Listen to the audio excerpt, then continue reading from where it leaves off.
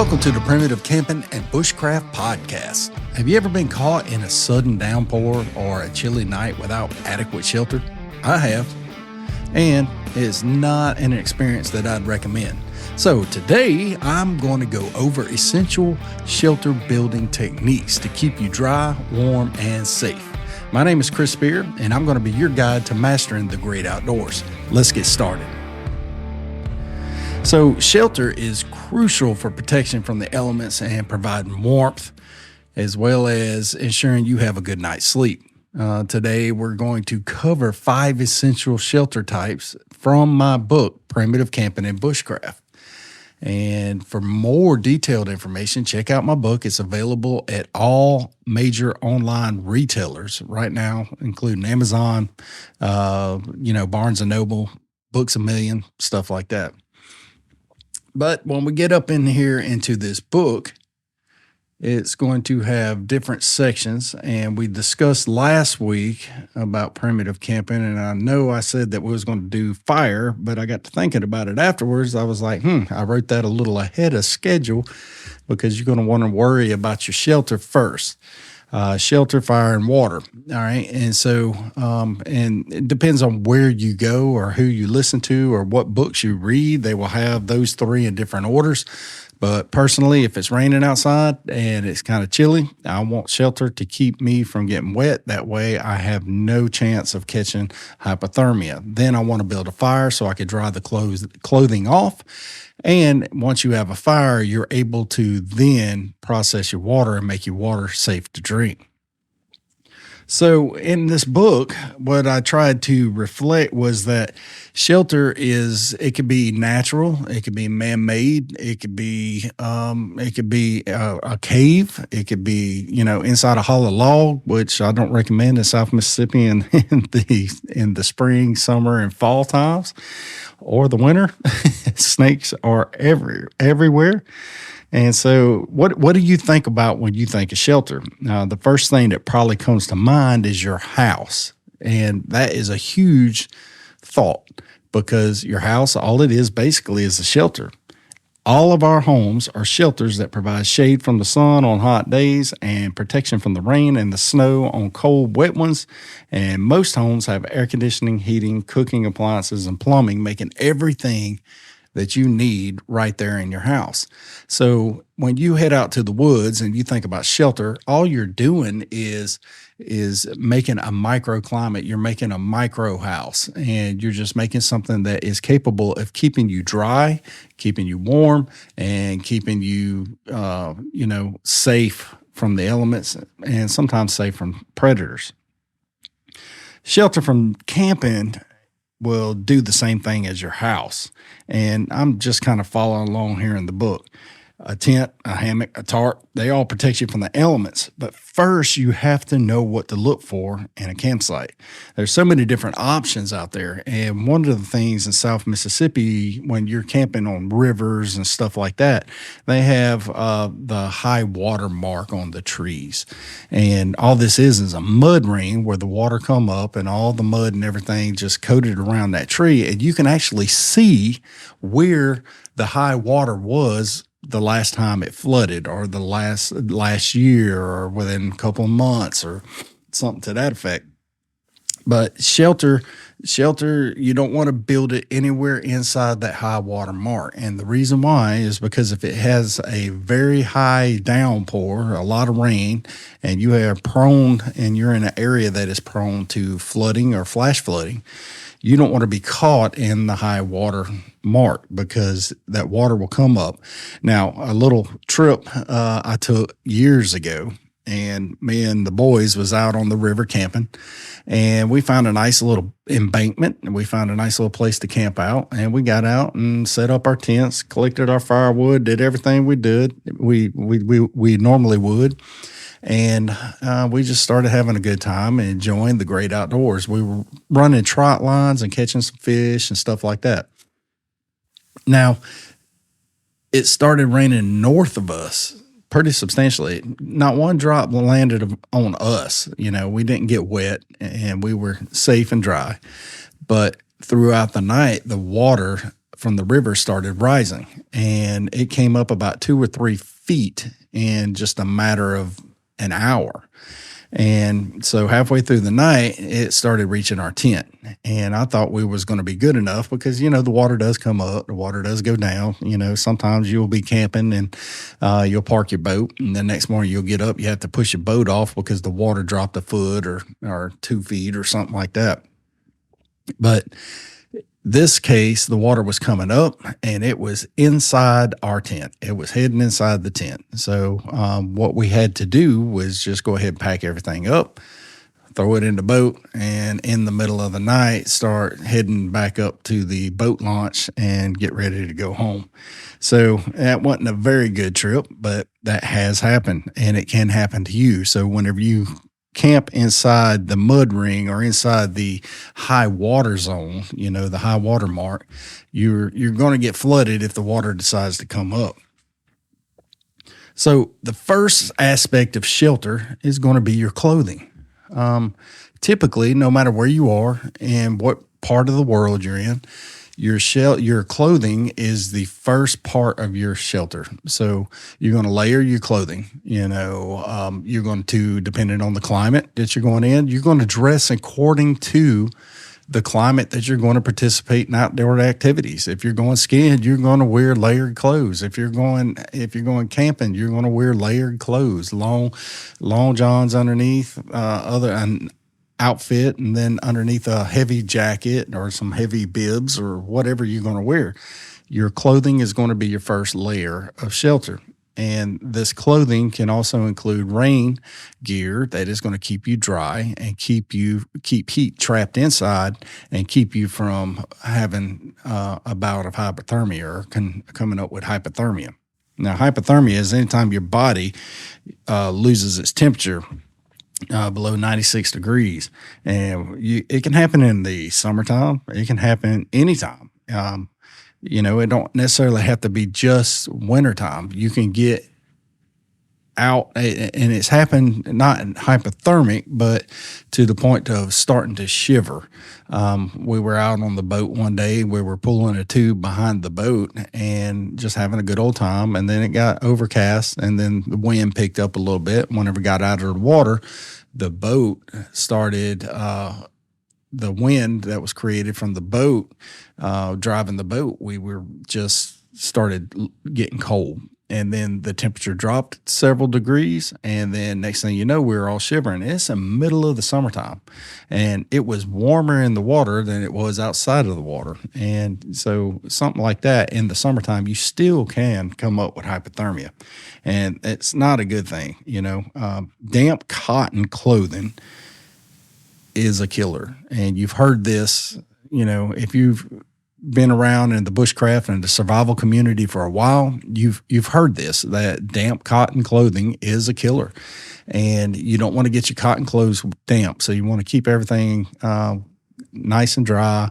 You want to have your rain gear. You want to have a poncho. You want to have something to keep you from actually getting wet and keeping your body temperature up. But when we get down to shelter, you got various different aspects of shelter. Some people like to bring tents camping. I do not. Tents to me are very overweight because of all the, the size of the tent. I mean, granted, they do have little smaller tents that are capable of actually being lightweight for hikers, but I don't prefer sleeping on the ground. Now, if I was hiking in a situation in the mountains or something like that where they didn't have trees all over where I can go hang a hammock, then I'd have no choice but to bring a tent. But me personally, like I just said, a hammock, that is my number one go-to. Hammock and tarps are the perfect setup for me, especially in South Mississippi. And down here in the deep South, it is warmer more than it is cold, and you can pretty much use a hammock 365 days. Now, it does get kind of chilly down here in the wintertime, with the humidity and everything, it seems like it is a lot colder than what it is. But in the wintertime and then in the summertime, it is a lot hotter than what it is because of the humidity. But one of the best things that you can ever have with you, and I recommend everybody purchasing one and having one, is like the one that I use is the D or DD 3x3 tarp. And this, it's not 3 foot by 3 foot, it's 3 meters by 3 meters. You know, it's a big square. It has several attachment points on it to where you can set up a shelter for a tent. If you want to make a tent out of it, you can make a diamond fly, you can make a plow point, you can make all kinds of different various shelters. And that's what we're going to go over today, is setting up your tarp as a shelter. And we're going to go through 5 different configurations. And just like I did here in Primitive Camping Bushcraft, the book, you know, there's a couple of things that you're going to need to learn how to do in order to use a tarp as a shelter. You're going to have to learn how to make a ridge line. And, you know, on one end of your ridge line, you're going to make a loop, be it a bowling knot or a bowling or a overhand loop knot. There's 14,000 different ways to do it. I prefer the overhand loop knot. People all the time on my videos comment that, hey, you know, you just wasted that rope. No, not if I'm going to reuse it, and I typically do. I always use an overhand loop knot. It's quick and it's easy. And once you put that knot in, you wrap it around a tree, and then you insert the line through that knot or that loop that you just made, and then insert a toggle, and that dude is there. And I have demonstrated that countless times here in this book. Now, another aspect of it, on the other side, you're going to find a tree on the other side. And this tree, you're going to use a trucker's hitch. And it's kind of difficult to explain over a podcast, but you know, a trucker's hitch is going to be used where you're going to wrap it around, and it allows you to pull tension on the ridge line, and then you can tie it off. If you don't know how to use a trucker hitch, check out some of my videos on my YouTube, TikTok, Facebook, all those pages right there, and I can really I'll demonstrate how to make a trucker's hitch, and I've got several videos on that. Then once you get your ridge line, you're going to need to know how to make a prusik knot. And a prusik knot is used to attach points on your tarp. And in South Mississippi, a lot of folks here will use a prusik knot for a trot line or on a trot line. That way they can run a line across the water wherever they want it to go. And then they come back and they add the prusik knot and their hook, and they bait it, and they just move on to the next one. Now, the benefits of a prusik knot is that once you get it positioned where you want it, when you pull tension on it, either direction, it's not going to slide. It clamps down on that string that you made the knot on. So the prusik knot allows you to adjust where you want the knot to be, but once you put tension on the knot, it locks into place, and that's straight out word for word from the book. So we're going to go over a couple of various shelters here that we're going to make, and you're going to need a ridge line. You're going to need to know how to make either overhand loop knot or a bowline knot, and you're going to need to make a trucker's hitch, all right? So, and a prusik. And you're going to need various number of prusik knots for this. So, to make a lean-to shelter is simple, and it's a very effective shelter. It's very simple, and it does exactly what it says. It looks like it is just leaning up against something. In this case, our lean-to is affixed to our ridge line, and in the back of the tarp, you pull it out and you stake it down. And so finding you a sturdy horizontal support beam between two trees. And so you could do it with a stick, a long stick, or you could just use a piece of string. So now I demonstrated how to do lean-to shelters in the book with primitive means, with, you know, your own natural materials. And that is another thing for another video, but you can just lean sticks and everything up against that ridge, and then you could just pile leaves on top of it. And I think I discussed it in one of the last podcasts there, you know. So, but anyway, the ridge at the top of the ridge line on each side, you're going of your tarp. You're going to put a prusik knot, and you're attaching it to your ridge line. Go to the other side, do the same thing, pull it tight, and then so once it's tight, then you take your tarp and you pull it out, and you're going to make a lean-to. It's going to look like it's leaning from the top of that ridge line down to the ground. It's going to look like if you took a piece of plywood and laid it on that ridge line, it's going to have an angle there. It can be 45, 30, whatever degrees that you want, as long as your tarp is. And this is one of the simplest, most effective ways, especially for the spring, summer, and fall. Wintertime, you want to set it up to where the wind's blowing from the rear. That way you don't get wind chill all night blowing into your face. Now you can set your fire up right in front of your shelter. So the next one is going to be called the A-frame shelter. And I know a lot of you, if you have the book, the A-frame shelter is essentially the same thing. You're going to use the same ridge line. And then you're going to take that ridge line and you're going to throw your tarp over the top of the ridge line and center it. And you're going to have equal parts on the front and the back. And then you're going to go ahead and use the same prusik knots and the toggles, and you're going to stretch it out until it's real tight or taut in the middle. And then from there, you just go ahead and stake it out to where it looks like an A-frame. You're going to stake it out where it looks like a triangle, like an A. And then inside there, it's going to resemble a tent, except for it's going to be just the natural floor with the leaves and the dirt. Now, if you had a large enough tarp, you could do this and fold the bottom, fold it under, and you could stake it out, and then you can have a floor on the bottom of your tent or your A-frame shelter.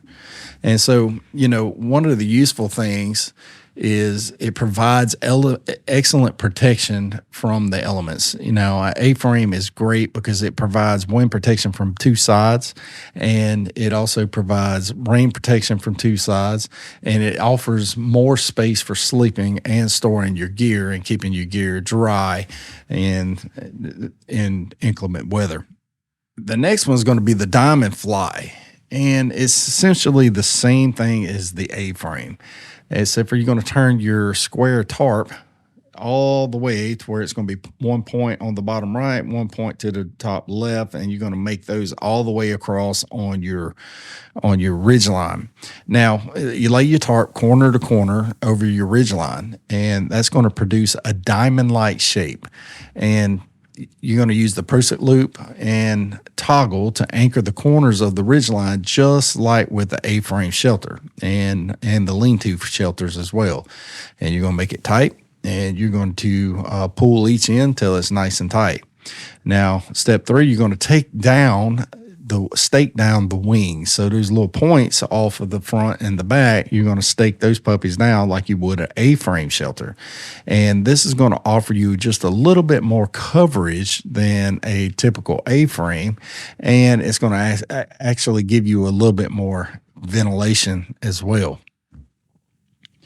Now, the diamond fly is great for hammock camping. It actually gives you a little bit more coverage when you're camping with a hammock than, let's say, just an A-frame or A-frame. And the diamond fly is actually pretty cool because it allows the rain to drip down at the angle from point to point. It's going to go down that way instead of dripping right off the edge right there onto your hammock. So it actually works as channeling the rain away from you. So it does a pretty decent job. So the next shelter is going to be your Adirondack shelter. Now, Adirondack shelter is traditionally a 3-sided log structure, but you can make one using a tarp. And it offers 3 sides of protection from the elements, make it perfect for whenever it's kind of cooler outside. I've used one of these with natural shelters. I made natural Adirondack shelters. So it's actually doing pretty good with that because it actually keeps you warm in the front and it funnels all the heat into your shelter, and it keeps the heat in there when you have a fire set up in front of it. So first you want to lay the corner of your tarp over the ridge line, and I demonstrated that in this book. And so the first corner, like you did a diamond fly, you're going to lay that over, and then until you get to the first two tie outs, and then or grommets on your tarp. And then so you're going to have a little triangle coming down in the front, and then you're going to have a shorter ridge on just back from that. And so then you're going to attach your toggles to the tarp by inserting your prusik loop through the tie out points. As you pull on the toggle, the top of it's going to get tighter, just like it did in the various other shelters. Now, you're going to go around to the back of the tarp, and you're going to pull it kind of tight, and you're going to stake it down back there at the same diameter, same distance that you did the front. Now, once you got that staked down, then you're going to come back to the sides, and you're going to swing those sides in and stake those down. So what you've done is effectively made a side on your left and right, and you pulled it out in the back. Now, with the double D 3x3 or DD 3x3, whatever you want to call it, it has different tie-out points or attachment points on there. So you can go right behind this shelter, grab one of those attachment points and pull it up, and you can add depth or dimension to your shelter. And it actually helps with, like I said, trapping the warmth of a fire that's out in front. So that's how you do the Adirondack shelter. Now, the plow point shelter it's got to be one of the easiest shelters you can make. And it is very straightforward. You just take a corner of the tarp, and you reach up as high as you can reach up. You tie it onto the tree somehow. Affix it to the tree. You can use a prusik knot. I've used a bungee cord. I've used just the spare cordage that I've had. And then you take it and you come straight down until it's tight, and then you stake it right there. Now, this shelter only requires one piece of cordage, and that's the beauty of this. I've even seen this shelter made with no cordage at all and just a tripod from a video camera. And so you're going to take that corner of the tarp, attach it to the tree, pull it down, stake it down. And then you're going to take the furthest ends and bring them out and stake them down. And so it's going to look like a plow. That's why they call it a plow point shelter, because it looks like an old plow that they use to plow up all the fields for planting their gardens. And so that's it. With that is it. And it's got plenty of room in there. You got protection from three sides, but the only problem, the drawback to that is there's not a lot of room in there as opposed to like an A-frame or something like that, or Adirondack. But other than that, the last shelter I'll talk about, I touched on it briefly, is a hammock. I mean, hammocks are amazing. They can be used with an A-frame or diamond fly. You just make your ridge line, and set it up, and then you got yourself a nice little comfortable sleep right there. So, but then we can get into natural shelter. We're not going to touch on that too much today due to time circumstances, but anyway, that's it. And what we did is we went over 5 different shelters out of a tarp, and this is, tarps are, I can't tell you how easy it is to go camping with a tarp. If you don't do it and you bring a tent with you, try it one time. If you're camping out in places where you got lots of trees, bring you a tarp. I'm telling you right now, it'll change the way you camp. And so, it's done that for me. So that's going to wrap up today's episode on essential shelter building techniques and when you're primitive camping. And remember, having the right shelter can make this a significant difference in your outdoor experience. So practice these methods before you head out into the wilderness and ensure you're prepared. And with anything, if you're heading out into the woods, make sure you practice it before you go, because you don't want to be practicing when you're out there and not be able to start a fire, not be able to filter your water, not be able to build a shelter or anything like that. So you don't want to be caught off guard. You want to be able to go ahead and know what you're doing when you get out there. So in our next episode and the next one, we're going to go ahead and do the fire starting techniques.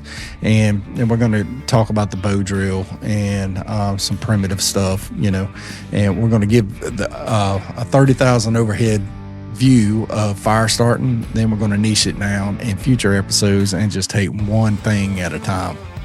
So I hope you enjoyed that. Don't forget to pick up a copy of Primitive Camping and Bushcraft. It's available at Amazon, all your online major retailers, and it's got everything that we discussed today is in this book. And like I said, this whole series is going to be covering this book. Don't forget to head over to Facebook and like the Primitive Camping and Bushcraft group. We have over 6,000 like-minded members in there, and it's all based on primitive camping, bushcraft, and survival. So anyway, don't forget to pick up your copy of your book, and I'll see you next time on the next episode. God bless you. I'll see you then.